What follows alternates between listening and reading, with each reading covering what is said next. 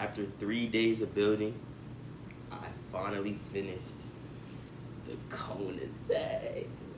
Tell me this is not the hardest 1/8 scale they've released yet. I mean, look at the sheer size of this thing, bro.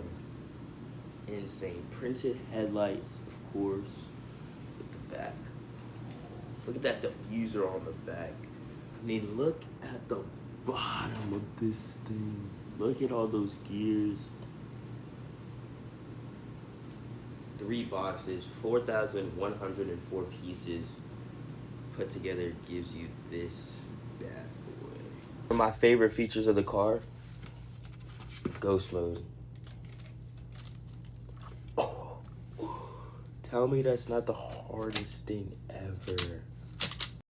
To activate it, you pull up here on the trunk and everything just comes up.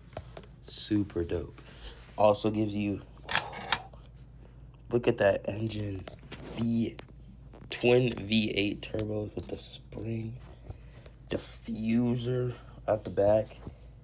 Since I picked it up early, I also got this super dope gift to purchase steering wheel with functionality